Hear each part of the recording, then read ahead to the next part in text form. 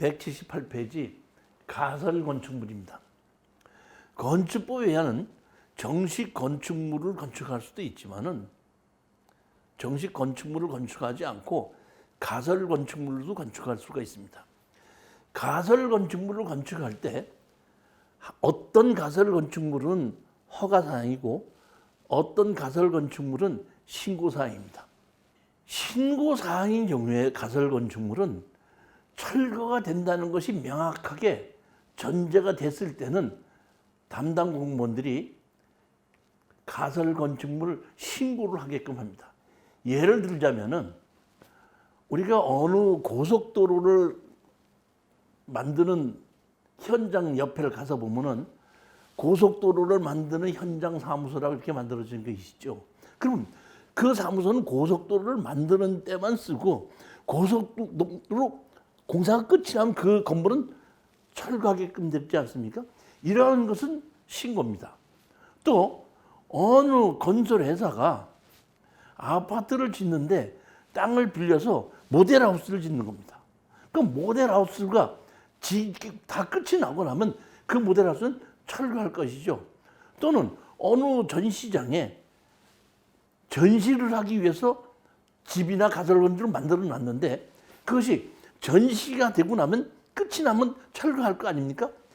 이런 가설 건축물은 담당 공무원이 신고로 처리하게끔 하고, 신고로 처리하는 가설 건축물은 건축법계에 맞지 않아도 그냥 그대로 어떤다?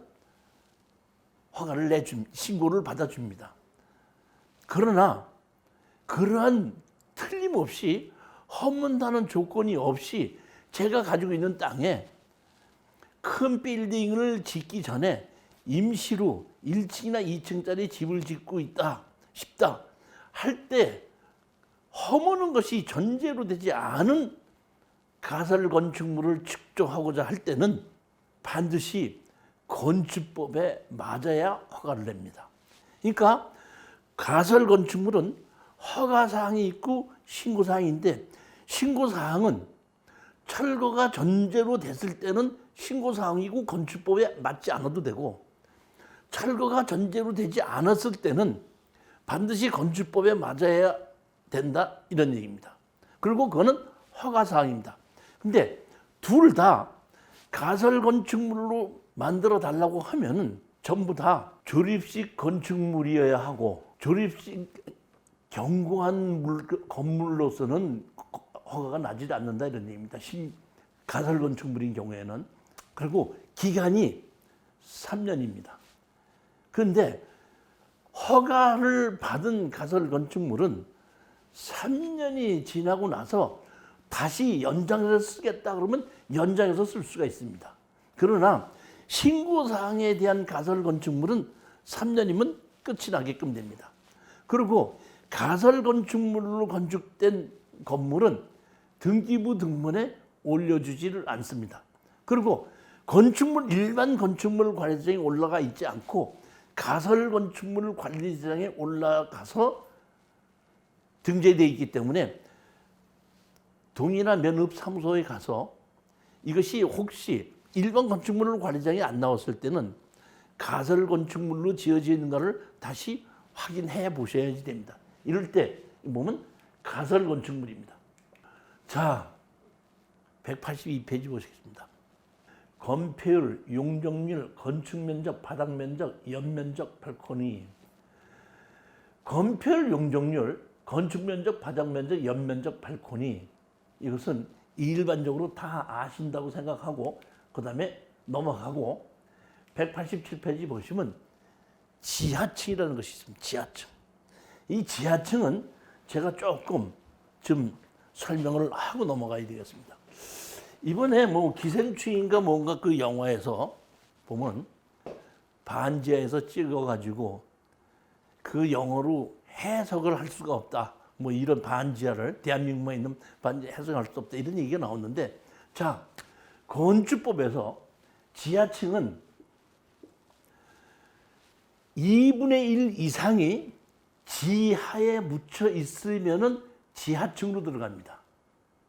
그러면 2분의 1 이상이 묻혔냐 안 묻혔냐 금방 알 수가 있는데 우리가 이런 경우도 있을 수가 있죠. 이렇게. 자, 보면은 GL 그라운드 레벨이 이렇게 기역자로 돼 있을 수 있어서 전면은 전부 다 터져 있고 후면은 전부 다 막혀 있는 경우에 이것이 1층이냐 지하층이냐입니다. 그러면 제가 이것이 1층이냐 지하층이냐 했는데 1층이면 어떻고 지하층이면 어떻습니까? 그러나 건축법에서는 반드시 이것이 중요한 것이 뭐냐면 이것이 지하층으로 분류되면 용적률에 들어가지 않기 때문에 한 층을 더 지을 수 있는 권한이 있습니다. 그래서 반드시 이것이 건축법에서 1층인지 지하층이 들어가야지 알아야 되는데 표면적으로 계산하기 때문에 양 옆에서 2분의 1 이상이 이렇게 묻혀 있다면은 이것은 지하층으로 봅니다. 그런데 예를 들어서 지하층으로 만들어놨는데 이 앞에 도로가 있어요. 도로가 있어서 이 도로에서 들어오면은 여기에 지하층에 메인 엔트런스가 있다 그러면은 건축법에서는 지하층에 메인 엔트런스가 있을 수 없습니다. 이렇게 해서 설계를 하게끔 되면 이것이 반 이상 묻혔다고 하더라도 이것은 뭘로 보냐 하면은 지하층으로 볼 수가 있습니다. 따라서 저희들 같은 경우는 옆으로 이렇게 올라서 뒤로 들어가는 걸 1층으로 것을 우리가 도면으로는 그런 식으로 표기를 해준다 이런 얘기입니다. 이렇게 지하층이라고 하는 것이 있는데 자 여기서 우리가 가장 중요한 것이 뭐냐면 지하층이다가 아니다가 중요한 것이 아니라 우리가 땅을 살 때 같은 값이면은 가장 좋은 땅을 골라야 되는데 자 이런 땅이 있다고 가정합시다. 여기가 도로고 여기가 도로거든요. 그러면 이 도로를 이용해서 이 필지를 짓고 이 필지는 이 도로를 이용해서 했는데 이 필지나 가격이 똑같다고 할 때 A가 좋으냐 B가 좋으냐 이런 얘기입니다. 근데 대부분이 보면은 A를 택하는 사람들이 많은데 제가 보기에는 B도 더 좋을 수 있다 이런 얘기입니다. 이것은 뭐냐면 지하를 이렇게 팠을 때에 이 B는 이 지하가 전면이 다 보일 수 있는 공간이 아니냐 이런 얘기죠. 제가 이거를 실전 사례를 통해서 한번 보여드리겠는데 자 보십시오. 188페이지 경기도 가평군 청평면 호명리 산 130-42 221평이 경매로 시작이 됐습니다. 경매로 시작해서 보면 신권에서 1억 900에 시작했다가 800에 8,700까지 떨어져서 6,800까지 떨어져서 결국 이것이 취하가 됐습니다. 사실은 이 취하되기 전에 며칠 전에 제가 이 현장을 가보고 우리 수강생한테다가 이거를 사라 이렇게 추천을 했었습니다. 이 수강생이 그럼 제가 현장을 가보고 좋다 그러면 입찰에 들어가겠습니다 했는데 갔다 와서 저한테 하는 얘기가 이분이 아니 교수님 왜 도로도 없는 맹지의 땅을 사라고 그러십니까? 이렇게 얘기하더라고요. 그래서 그게 왜 맹지냐 그랬더니 자 보십시오. 여기 보면 청평호수가 바라보이는 이 땅이죠. 이 청평호수가 이렇게 바라보이는 이런 땅은 거의가 한 100만 원 정도쯤 갑니다. 그러면 땅이 220평이면 2억은 가야지 되는 겁니다.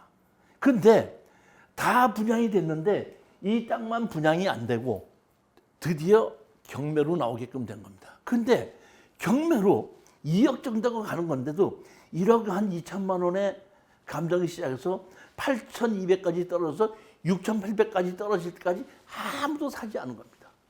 왜냐? 자 보십시오. 위에서 보면은 이렇게 도로가 있죠. 도로가 틀림없이 있습니다. 이렇게 있는데 현장을 가서 보면 도로는 이렇게 높고 경매로 나왔던 건 낮습니다. 그러니까 여기서부터 도로까지 높이 차이가 한 4m 이상 납니다. 그러니까 위에서 하늘에서 내려다보면 도로가 붙어 있지만은 실질적으로 이 땅으로 진입할 수가 없으니까 우리 수강생이 와서 보고 교수님 무슨 맹지를 사라고 하신 겁니까?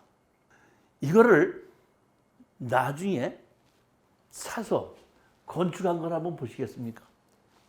도로변에서는 바로 들어가서 1층이죠. 근데 외부에서 보면 3층입니다. 이쪽 낭떠러지에서 보면. 즉 다시 말하면 도로면 밑에 2개 층은 지하실로 만들고 거기 도로에서부터 한 층을 더 높여서 집을 짓는 거거든요. 즉 이 얘기는 무슨 얘기냐면 남들이 봤을 때는 저 도로와 땅 차이가 고도 차이가 많이 나니까 상당히 나쁜 땅으로 보지만은 건물 다 지어놓고 나면 최고의 조망을 가지는 땅입니다. 이게 보면 여기 위에 이 가운데가 이게 보면 화장실입니다. 화장실인데 저 화장실에서 샤워를 할 때 다 벗고 창을 저렇게 크게 내놔도 누구도 저 창을 볼 수 없는 그런 조망이 있는 곳이고 화장실에 자변기에 앉아서도 뭘 하더라도 우리가 바깥에 저러한 그 조망권이 확 트인 것을 볼 수 있는 그런 것으로 설계해서 만들었기 때문에 이 화장실인데도 불구하고 창이 저렇게 큰 것입니다.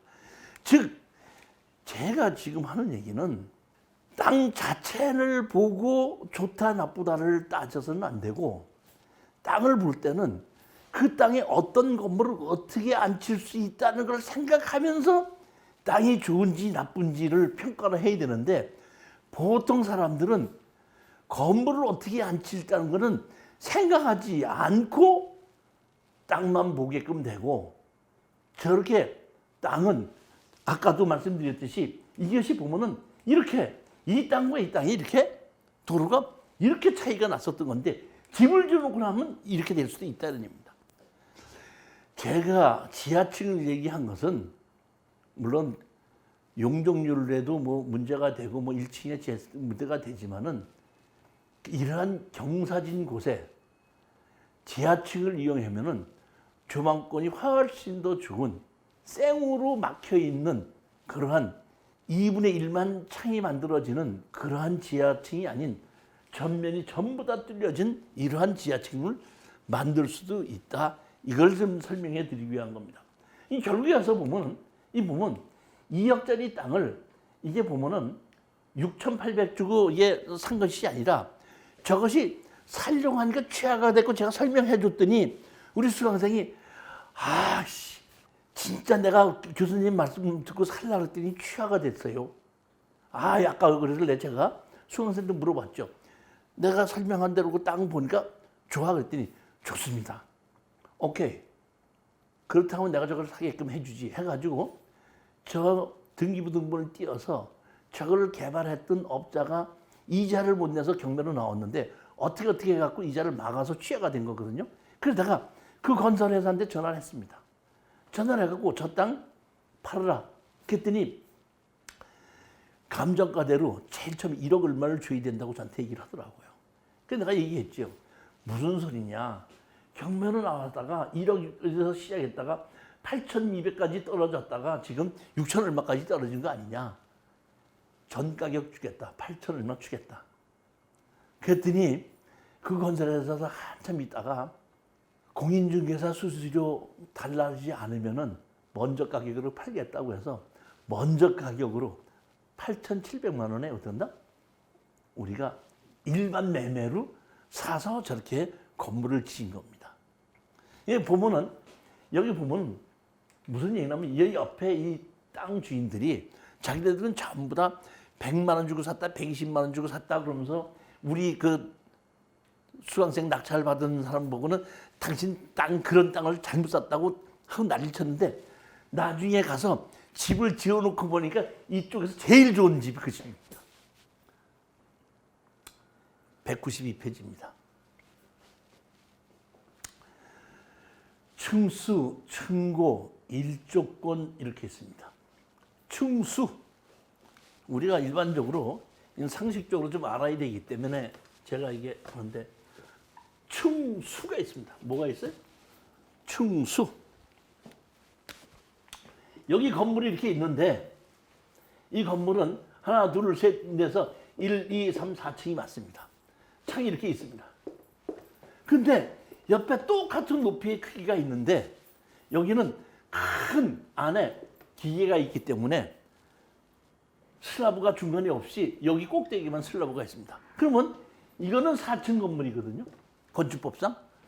이거는 몇 층 건물이에요? 이거 1층 건물입니까? 몇 층 건물이죠? 이렇게 층수를 정확하게 할 수 없이 건물을 이렇게 지었을 때는 건축법에서는 4m를 한 층으로 봐서 이게 16m면 4층 건물이 되는 겁니다. 건축법상. 그 다음에 뭐가 있죠? 층고가 있죠? 층고. 층고라고 하는 것은 밑에 층에서부터 위에 층에 있는 밑에 층 슬라브 위에서부터 위층 슬라브 끝까지가 이게 층고라고 합니다. 몇 년 전에 저희 수강생이 상가를 하나 낙찰을 받았는데 1층이 좀 상가가 층고가 높아서 4m 한 50인가 4m 30 정도쯤 됐으면 그 상가를 하나 낙찰을 받았습니다. 이분이 낙찰을 받고 장사를 하다가 한 1년쯤 있다가 나한테 이메일이 왔습니다. 뭐라고 왔냐면은 본인이 이거를 낙찰을 받아서 장사를 하는데 자리가 좁아서 중간에 이렇게 다락을 하나 매서 계단을 놔서 여기도 같이 장사를 하고 있었습니다. 그런데 어느 날 공무원이 와서 이 다락을 맨 이것을 불법으로 증축했다면서 철거해라. 철거하지 않으면 원상복구하지 않으면은 이행강제금과 대집행하겠다. 이렇게 하고 갔답니다. 그러면서 저한테다가 물어보는 게 뭐냐면 내가 이런 건물 안에 중간에 다락을 하나 맸는데 이것이 그 공무원 말 맞다나 불법 건축물의 행위에 해당하는 겁니까? 하고 물어보더라고요. 이때 이 실내에 다락의 높이는 1m 50 이상이 되면은 이때는 이것은 뭐야? 건축법에 의한 용적률에 들어갑니다. 반대로 실내가 아니라 마당에 지었을 때는 1m입니다. 우리가 예전에 연탄을 많이 떼던 시절에 마당에다가 연탄광을 만들고 그 위에는 장독대를 둔 적이 있습니다. 근데 어떤 집에 가보면은 그 연탄광을 문을 열고 들어가려고 하면은 계단이 두 서너 개가 있는 경우가 있습니다. 이럴 때 이 계단은 뭐냐면 외부에 있는 경우에는 1m 이상이 건축법에 의해서 건폐율에 들어가기 때문에 할 수 없이 외형은 1m로 하고 계단을 조금 파서 한 1m 4, 50 정도의 높이를 만드는 것이 이러한 것이 옛날에 있었던 이유가 이런 얘기입니다. 자, 실내에서는 얼마? 1m 50 이상. 실외에서는 1m 이상이면은 건축법에 의한 건폐율과 용적률에 들어가는 그러한 건물이 되는 것입니다. 그 다음에 맨 마지막에 뭐가 있죠? 뭐가 있죠? 일조권이라는 것입니다. 일조권. 대한민국에는 일조권이 있습니다. 건축법에는 일조권이 있는데 그 일조권은 어디에 있느냐? 제가 이렇게 많이 물어봅니다. 대한민국의 건축법에는 뭐가 있다? 일조권이 있다. 그러면 그 일조권은 어디에 있느냐? 주거지역과 전용주거지역에만 일조권이 적용되지 상업지역이나 공업지역 같은 경우에는 일조권이 적용되지 않습니다. 그러니까 반드시 우리가 그 일조권을 알아야 됩니다. 그 다음에 일조권은 햇볕을 바라보기 때문에 내 뒤에 있는 그 건물이 햇빛을 받기 위해서 제가 어떻게 띄어서 짓는 것인데 이것이 법이 바뀌어서 이제는 햇빛을 받고 있는 사람이 자기가 받고 싶을 때 햇빛이 있는 쪽으로 지어라 해갖고 정북 방향으로 적용하던 일조의 기준을 옛날부터 있던 동네는 그대로 잘하는데 택지를 새로 개발해서 집이 하나도 안 지어진 곳에 일조권을 적용할 때는 남향을 정해서 일조권을 적용하기 때문에 실질적으로 새로운 택지가 만들어서 요 근래 새로 짓는 집에 대해서는 일조권이 주거지역이라도 없다고 보는 것이 맞습니다.